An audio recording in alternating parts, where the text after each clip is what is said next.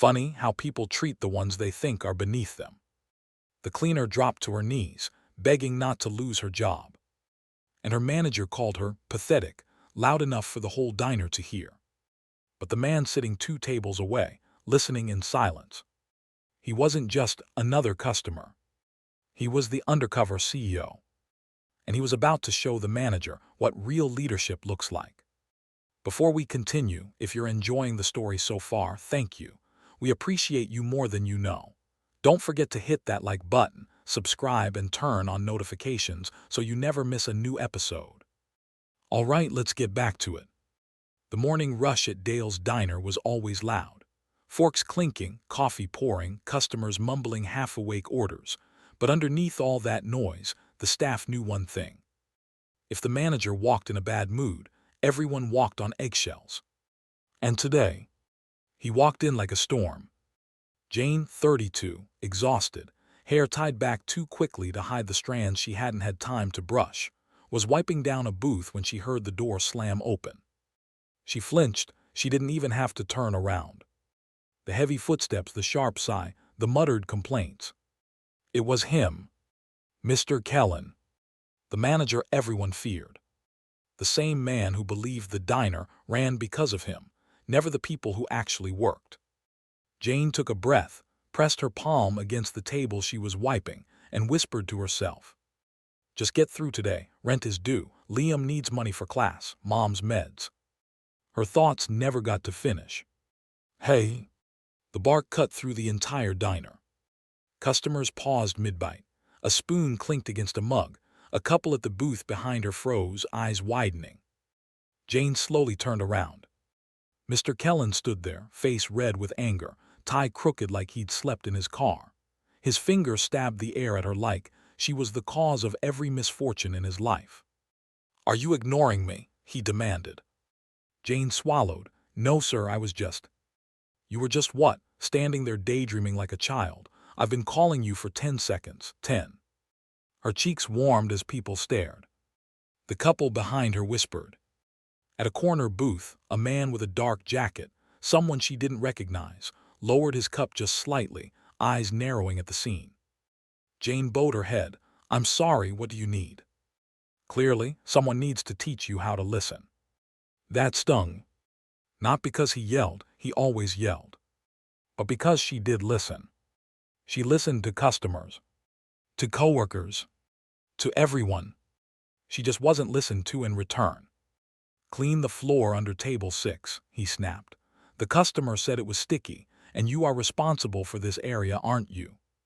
Jane nodded. Yes, but I cleaned it before the shift. You think I care? Kellen barked. Do it again now. Jane bent down, grabbing a rag and the cleaning spray. Her knees hit the tile, sending a pulse up through her back, but she tried to ignore it.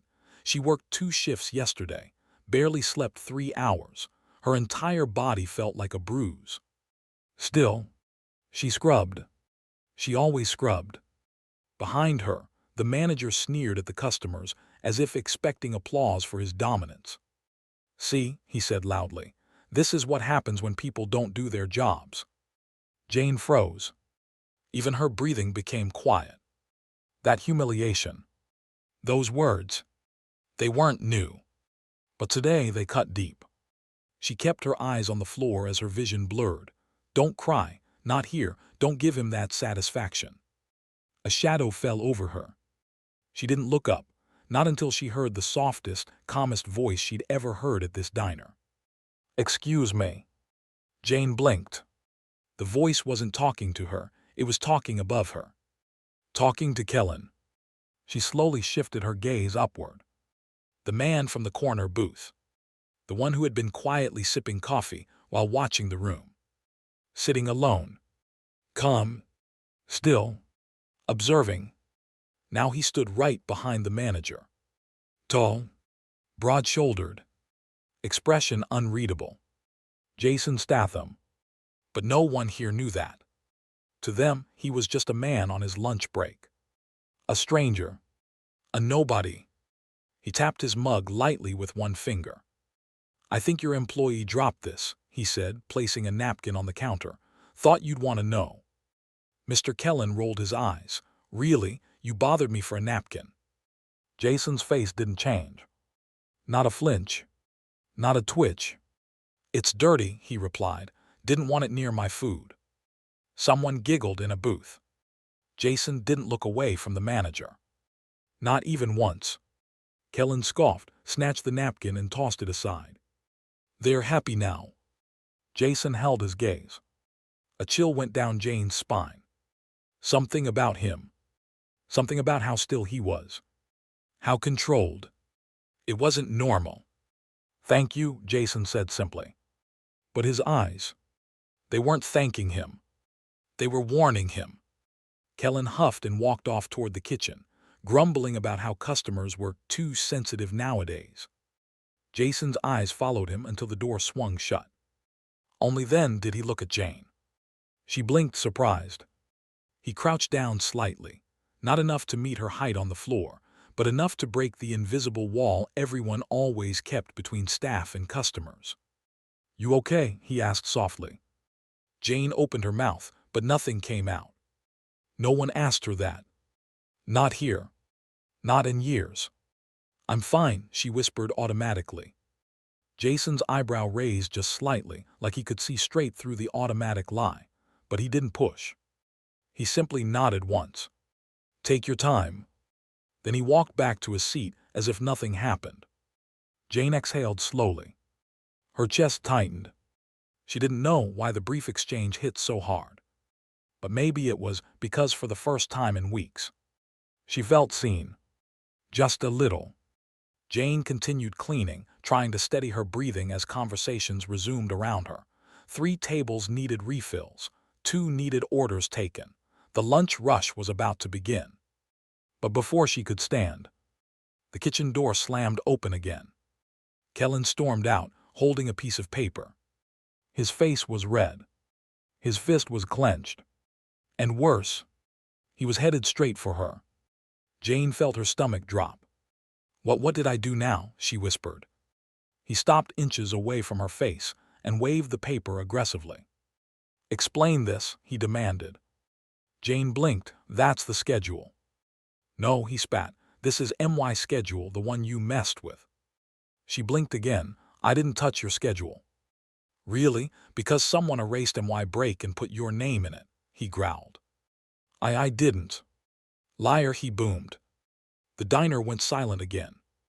Every customer looked over. Jane felt her throat close. "I swear," she whispered, "I didn't change anything. Maybe it was." "I don't want excuses," he snapped. "You've been slow, you've been unfocused, and now you're trying to sabotage me." "I'm not," she pleaded. "Please." He pointed at the floor. "Get on your knees." Jane froze. "What?" she whispered. "You heard me. You want to keep your job. Start by showing me you understand how to follow orders." Her breath stopped. "Kellen," she whispered, "please don't do this. People are watching." "Exactly," he hissed, "and they're watching you disobey me." Her chest tightened so painfully she thought she'd pass out. Across the room, Jason lowered his cup again. His eyes sharpened. And for the first time, he looked dangerous. Kellen leaned in closer, voice low and hateful. "You're pathetic, a grown woman begging for a job like a loser." Her vision blurred. "Please," she whispered, "don't fire me. I need this job." And tears built. Her fingers trembled. "I'll do better." "That's not good enough." His voice rose again. "You are pathetic." Jane's breath hitched. Humiliation burned across her skin. Customers stared, some whispering, others avoiding eye contact. A teenage boy pulled out his phone to record. Jane wanted to disappear. Fade into the floor. Run away forever. Kellen smirked. "Now apologize properly, on your knees." Her heart dropped. She felt the entire room waiting. Watching. Judging. Her throat tightened with shame. Slowly. Hesitantly. She lowered herself back to the floor. Her knees touched the tile. People gasped. But before she could speak, before the humiliation could continue, a chair scraped loudly against the floor. Jason stood. Not hurried. Not panicked, just decisive. He walked slowly toward them, every step measured, like a man who already knew exactly what was about to happen. Kellen turned, irritated. "What do you want now?" Jason didn't answer. He stopped beside Jane and gently placed a hand on her shoulder. A simple gesture, but powerful. The entire diner went silent again. Slowly, Jason knelt beside her, bringing himself to her level. Her eyes widened. Everyone stared. No one spoke. Jason looked at her with calm, steady eyes. "You don't kneel for him," he said quietly. Jane swallowed, trembling. His voice wasn't loud. It didn't need to be. But she whispered, "He'll fire me." Jason shook his head once. "No," he murmured, "he won't." Kellen laughed. "You think you can tell me how to run my staff?" Jason stood up. Now towering. Now different. Now dangerous. "You're not running anything anymore," he said quietly. Kellen scoffed. "Oh really, says who?" Jason reached into his jacket, pulled out a document, placed it on the counter in front of the manager. Kellen frowned and snatched it up. He read the first line. His face drained of color. Jane blinked, confused. Jason's voice was calm, controlled, deadly serious. "I'm the new CEO of Ridgeway Hospitality Group," he said. "I own this diner now, and every other property your board thought I was too quiet to manage." Kellen's mouth dropped. A cup shattered in someone's hand. And Jane just stared at him in disbelief. Jason looked down at her gently. "Let's get you off that floor, love." Jason's hand was warm and steady as he helped Jane up from the floor. Her legs shook so badly she almost slipped, but he didn't let go. "Easy," he murmured. "You've been on your feet all morning." Her mind was spinning. CEO. He's the CEO. The other customers stared between them, and the shaking manager like they were watching a movie they hadn't paid for. Kellen finally found his voice. "This is some kind of joke," he stammered, eyes flicking from the paper to Jason's face. "You can't just waltz in here and claim." Jason calmly tapped the company seal at the bottom of the document. "Signed and notarized," he said. "Board approval yesterday. Ownership transferred this morning. I came here first." Kellen swallowed hard. "So you're Mr. Ridgeway?" Jason almost smiled, but there was no humor in it. "No," he said. "I'm the man they hired because the last guy ran your locations like a circus, Jason Cole." He paused. "And the first thing I've seen in this diner is you abusing a cleaner in front of customers." Jane's eyes widened. She suddenly felt very, very small. "I'm sorry," she began, but Jason shook his head. "You," he said gently, "have nothing to apologize for." He turned back to Kellen. "You, on the other hand," Jason said quietly, "have a lot." The manager tried to straighten his tie, but his hands trembled. "Look, Mr. Cole," he said, forcing a smile. "You're only seeing a moment out of context. She's been slacking for weeks, always late, always distracted." "I get here an hour early every day," Jane whispered automatically, then flinched as if she'd spoken out of turn. Jason looked at her. "Is that true?" She nodded. I come in before the cooks so I can mop the floor and clean the bathrooms without getting in the way." Jason's jaw tightened. He turned to the couple in the nearby booth. "How often do you come here?" "3 times a week," the woman replied, still stunned. "Have you ever seen her slacking?" The man shook his head. "Never. She's always cleaning something. When the other waiters disappear, she covers their tables." Jason nodded once. Then he looked at the teenager with the phone. "Did you get all of it?" he asked. The boy jumped. Why yeah." "Save that video," Jason said. "Someone from HR will be asking for it." Kellen's face turned bright red. "HR," he scoffed. "Over this, over some emotional cleaner who can't take feedback." Jane flinched. Jason's eyes went cold. "That wasn't feedback," he said evenly. "That was humiliation. There's a difference." Kellen opened his mouth, but Jason cut him off. "Let's keep things simple," he said. "Give me your keys." Silence. The entire diner held its breath. "What?" Kellen whispered. Your office keys, Jason repeated, and the safe and the back door. You're firing me for this. For this, Jason said calmly, and for every other day you've done something similar when no one important was watching. Kellen scoffed. You can't prove. Can I? Jason asked softly. I've been eating here for 3 days. I've watched you scream at 3 different employees, threaten to cut hours if they did smile more, and tell a 16-year-old busboy that he'll never be anything if he doesn't move faster. He leaned in, voice dropping. And that was when you thought you were being reasonable. Color drained from Kellen's face. I was sent here, Jason continued, because customer complaints from this location tripled in the last 6 months, because staff turnover is the highest in the district, because our last employee survey had a comment section that looked like a crime scene report, and every single issue traced back to you. The cook peeked out from the kitchen window, eyes wide. The line of waitresses behind the counter held still, hope and fear fighting in their expressions. You can't fire me without paperwork, Kellen snapped desperately. There's a process. There is, Jason said, and as of 10 minutes ago it's already started. He nodded toward the door. 2 people in suits were walking in. A woman with a crisp blazer and a man with a corporate badge around his neck. The HR director and regional operations manager. They'd been waiting outside this whole time. Jason didn't look away from Kellen. Give them your keys, he said. They'll walk you through the rest. The HR director stepped forward. Mr. Kellen will be reviewing today's incident along with past reports.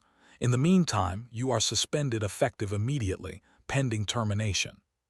Kellen laughed bitterly. Reports? What reports? Mine, a voice called from the back. Everyone turned. Maria, the head waitress, who'd worked there longer than anyone, stepped out from behind the counter, hands shaking but eyes fierce. I filed 3, she said. You tore them up in front of me. The HR director's jaw tightened. We have digital copies. You can't destroy those. Now the dam broke. The line cook spoke up. The dishwasher. The teenage busboy. One by one, they told little pieces of truth. The insults. The threats. The hours shaved off paychecks. The accidental schedule changes that force single parents to choose between work and childcare. Jason listened to all of it, his expression unreadable. Kellen looked around, betrayed. You ungrateful. Enough, Jason said. Just one word. Low. Firm. And somehow more powerful than all of Kellen's screaming. The manager's shoulders sagged as the operations manager gently, but firmly took his keys. You can't do this, Kellen muttered weakly. I made this place what it is. Jason tilted his head, eyes calm. You're right, he said quietly. You did, that's the problem. Kellen was escorted toward the door. Just before he was pushed outside, he turned and pointed at Jane. This is your fault, he snarled. You ruined everything. Jane flinched. Jason stepped between them, so fast most people didn't see him move. You raised your voice at her one more time, he said, voice low, after I told you to stop. Kellen hesitated. Jason didn't touch him. He didn't need to. He just stared. Something in that look made Kellen's mouth snap shut. The door closed behind him. For a moment, no one moved. No clinking dishes. No orders being yelled. Just the sound of the clock ticking above the menu board. Jane stared at the floor, still shaking. Then she realized. Jason's hand was still resting lightly on her shoulder, grounding her. Sorry, she whispered, wiping at a tear. I didn't mean to make a scene. I can't lose this job. Jason turned to face her fully. How many people depend on you? He asked gently. She blinked, confused. What? Your family, he clarified. You said you needed this job. Who are you fighting for? Her throat tightened. My son, she whispered. Liam, he's 8, and my mom, her health isn't great, and we're behind on rent. She swallowed. If I get fired, we're... You're not getting fired, Jason said. But he said...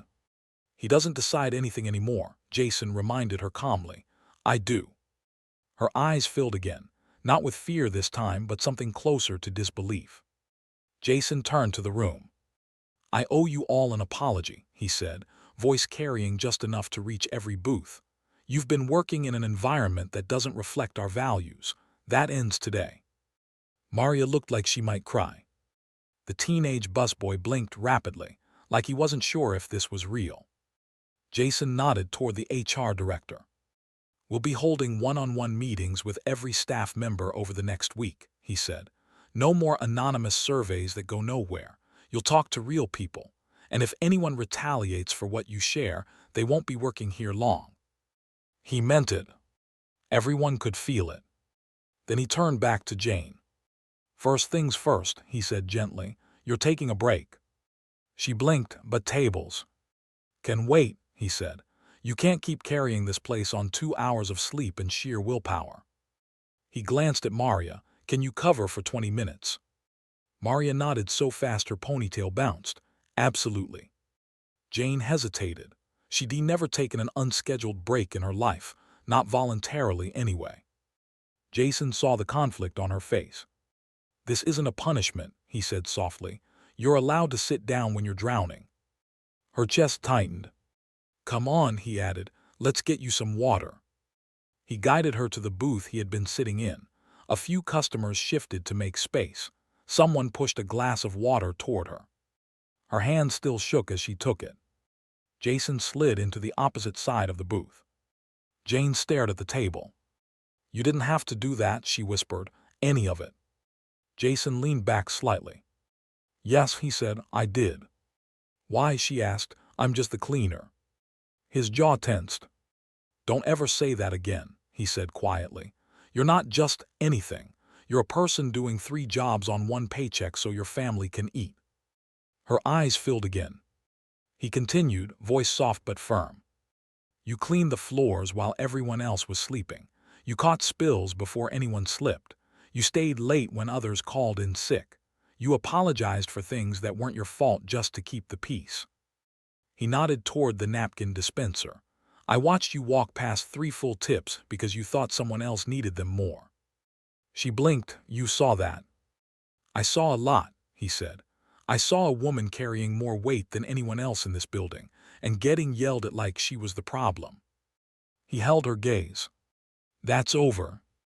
Jane took a shaky breath. "What happens now?" she whispered. Jason glanced around the diner, then back at her. "Now," he said, "now we fix what's broken."